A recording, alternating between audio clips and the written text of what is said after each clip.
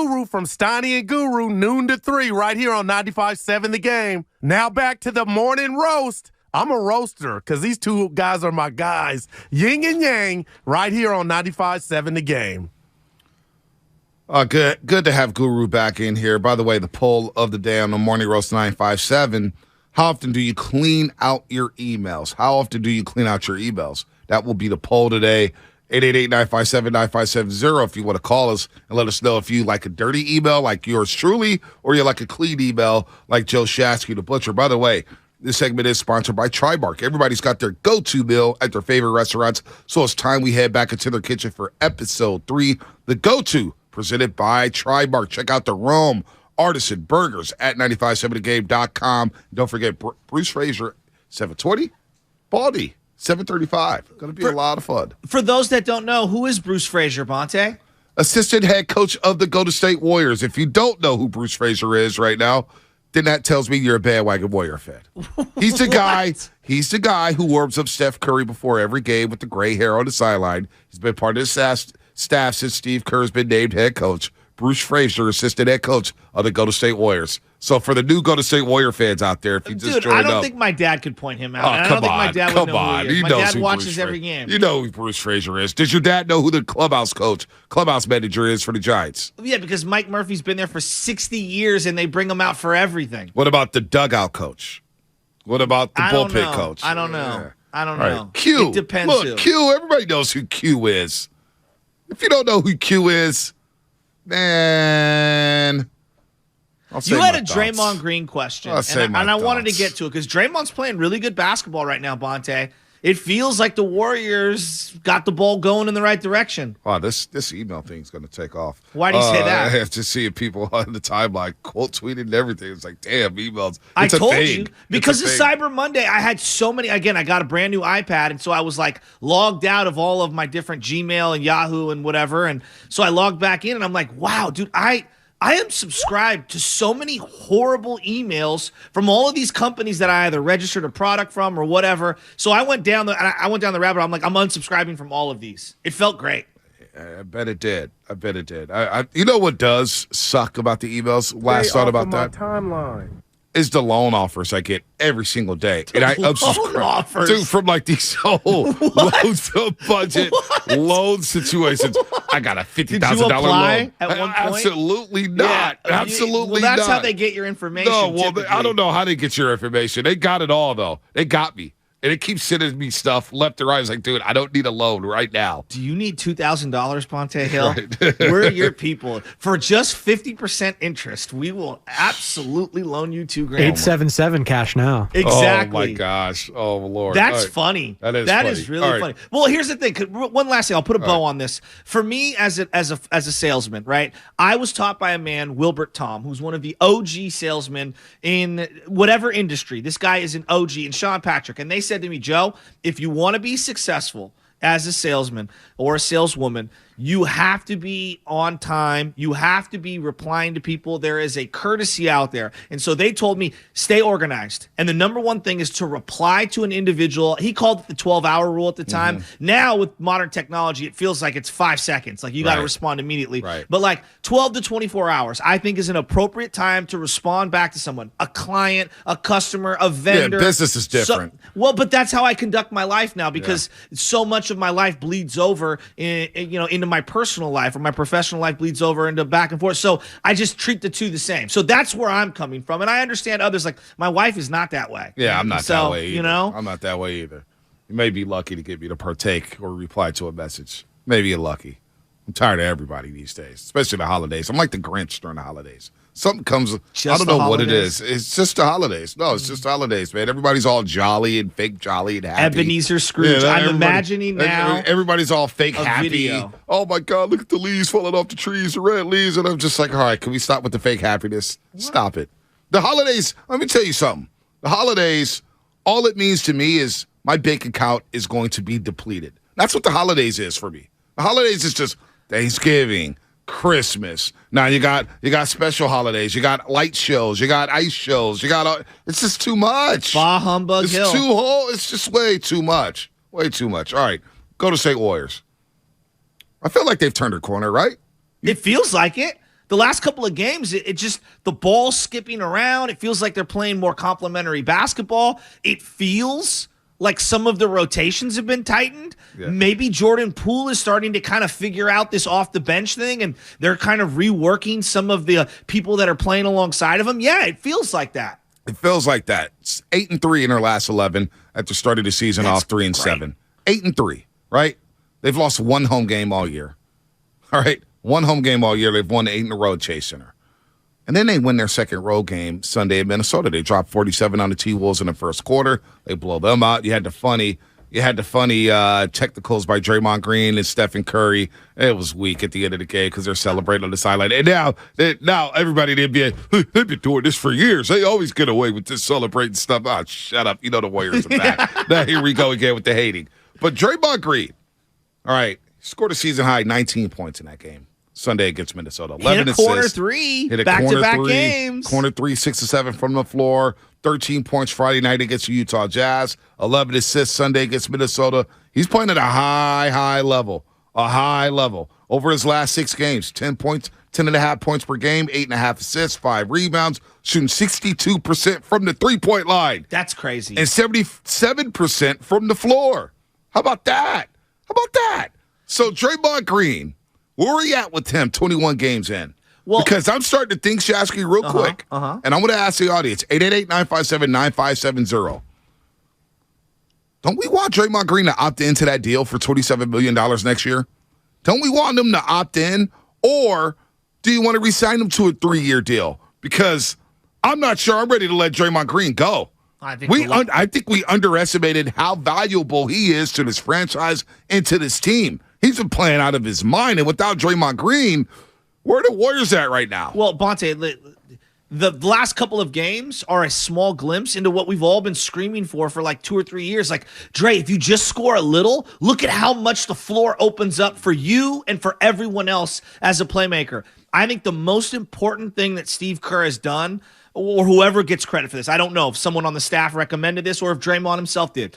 When they've been playing, I've noticed it, and maybe you can have more nuance to this. DiVincenzo, Jordan Poole, and Draymond Green together with that second unit, it feels like the floor is opening up for Jordan Poole. It feels like the floor is opening up for other players that are playing, whether it's JaMychal Green or Kuminga or whomever, Wiggins at times playing alongside of them. It just feels like the floor's opened up for that second unit, and it's still not perfect, but like the other day, they check out all the normal starters. The second unit goes in.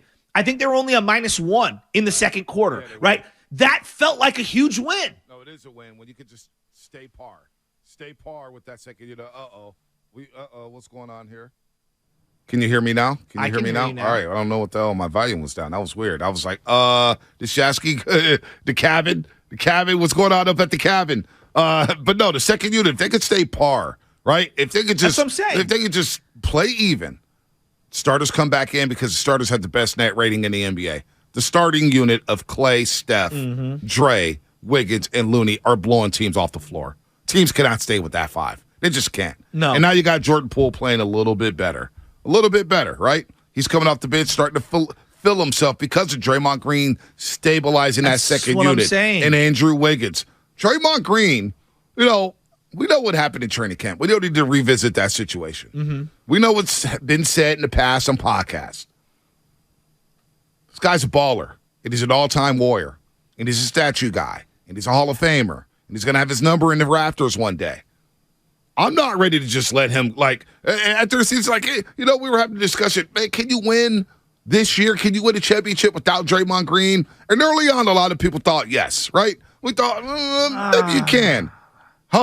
21 games in, there ain't no way you get past the first round without Draymond Green if you get to the first round. So I'm saying all that to say, are Warrior fans now open and giving Draymond Green an extension? I know it's a big picture conversation, but boy, he's playing out of his mind right now. Well, it's such a long season. I mean, he missed so much time last year. 36 games at the back. Yeah, and so you forget he was outstanding to start the year last year, and then obviously rounded into form for the playoffs and had moments in the playoffs, had a lot of down moments as well, like simultaneously.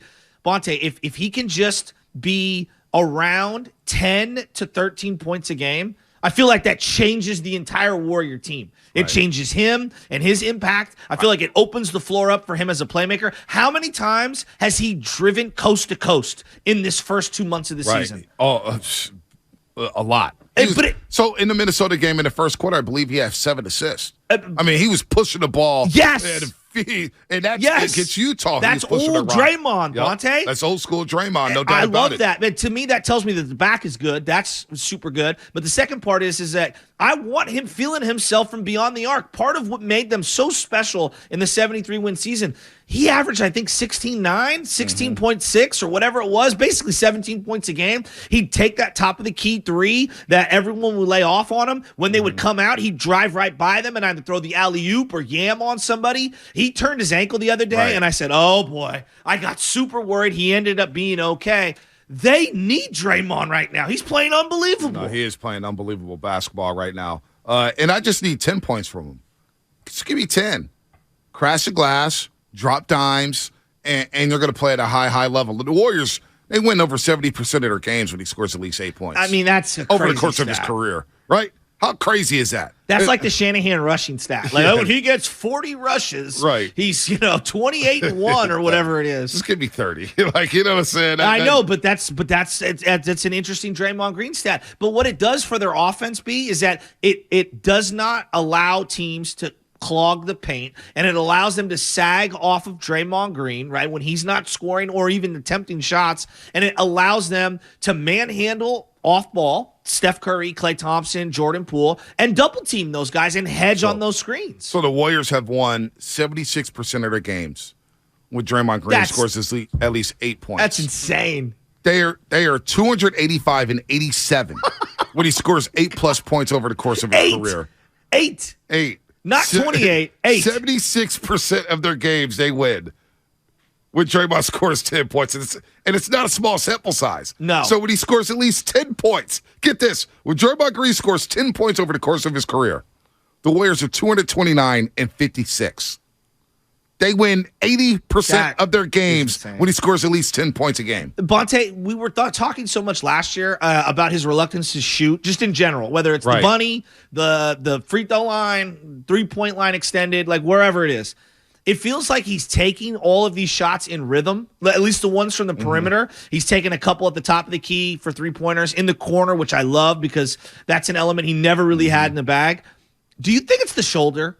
Because I haven't thought about the shoulder at all this year, and I did think about the shoulder all last year and the year before that, clearly. Maybe. I think one underrated factor in Draymond Green's reluctance to shoot is that he didn't shoot for like 3 years when Kevin Durant was here. Yeah. Because he didn't have to. You know what I'm saying? It was like he got so out of rhythm of not shooting. He got so comfortable with not shooting. And that's why I thought during the 15-win season when they went 15-50 in 2019, I thought, man, maybe Draymond 2019-20, Draymond, just get 10 threes up a game. Just why not? Just work on your game, get 10 threes up a game. Didn't do it. Whatever. It's fine. The back had something to do with it. The shoulder I haven't thought about in some time. I'm not sure if it's a big-time factor. It's something to think about. Something I haven't thought about. Maybe it was a factor, but I thought, me personally, I was like, he went 3 years without shooting the basketball, and now all of a sudden you're asking him to shoot the basketball again. When, you know what, he should have. We got breaking news here. I see it in the box, Shasky. Our merchandise designs have been cleared by corporate and will be available in the store soon. Oh, how about that? Oh, I thought you were going to give me Aaron Judge news. For a split second, that's where I thought you were going. Yeah, I was going to lie to you and say Aaron Judge signed a 5-year contract for $150 million with the Giants. No, that doesn't even sound close to accurate. You are listening to 95.7 Not Adam Game. Schefter tweet. By the way, can we get Schefter off a Monday Night Countdown? Why is he on there? He's terrible. Why is he on there? According to sources. According to sources, he's sitting there with Booger and RG3 and Steve Young. He has no business on that panel. No business. With his 7 cell phones. Oh, it's too much. And he's doing a chain thing and a gritty. Like, get out of here. You are listening to 95.7 The Game, KGMZ FM at HD1. San Francisco, always live on the free Odyssey app. Download the Odyssey app and favorite 95.7 The Game for the best and most up-to-date sports coverage. And don't forget that you can also watch us every day on our YouTube and Twitch streams. Just log out and search 95.7 The Game. Be sure to like and subscribe to the channel while you are there.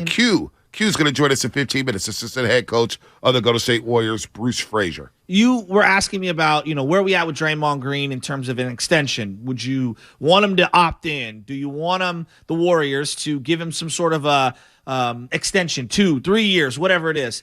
I guess my question to you is, there's the human element, right? How will Draymond respond to you playing it out? And then there's the other element of the business side of it, which is, who are you really competing against financially, who's trying to trip over themselves to re-sign Draymond Green? How would you answer those two questions? Like, how do you weigh them? Like, keeping a happy Draymond Green?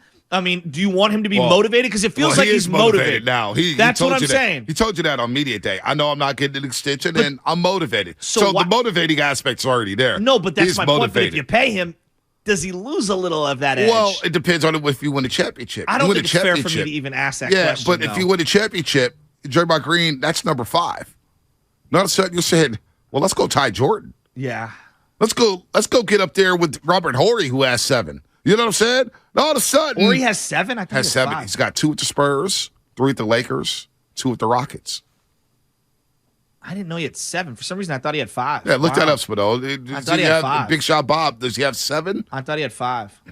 Let's go to Anthony while Spinoni 7? looks it out. Anthony on 580. Anthony, what's happening? You're on the roast. Top of the morning, fellas. So one, I clean my email out pretty frequently. There's no sense of letting it pile up. That's just how I am. I'm a Virgo, so Organized. I'm one of those Virgos that I'm all about neatness and stuff like that. Yep. Hey, you know what? I'm a Virgo too, Anthony. And I used to be like that. I know you are. But you know what? I said to hell with the emails. Let them pile up. Well, you got about 2 years on me, so maybe that makes a difference. So maybe when I get up there, I might be like, the hell with the emails. But Number 2, I wanted to ask you guys, have you noticed or do you believe there's any correlation between Wiseman going to the G League and Kuminga playing better? I was having a conversation with my cousin about that, so I wanted to get your guys' opinion. And then I also wanted to know, do you guys have a shirt that says, I'm asking out loud? Because if you don't have that, that's what Joe says all the time. And so if you don't have that, they need to put that in rotation. Anthony, that's the secret sauce of me asking a question so I don't get crushed by everyone that I know everyone wants to hear, but I don't want to have my name attached to it. I'm asking out loud. Such a weasel, man. I'm just asking the question, Listen, how many rings Ori got? He's got 7. You're right, Bonte. He's got 7. Wow, Yeah, 7 rings. Yeah, 2 with the Spurs, 2 with the Rockets, 3 with the Lakers, right? I thought he's enjoyed retirement, too. Wow. Yeah, I would have bet $1 million on 5. Yeah, he's on Spectrum Sports with James Worthy. I wonder how James Worthy was last night. Not lighting the cigar, I'll tell you that. Not lighting the cigar.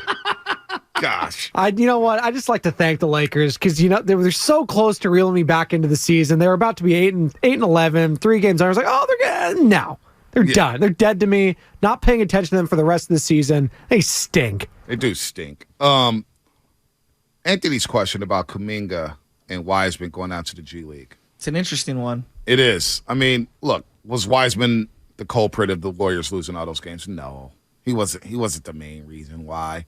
He was part of it.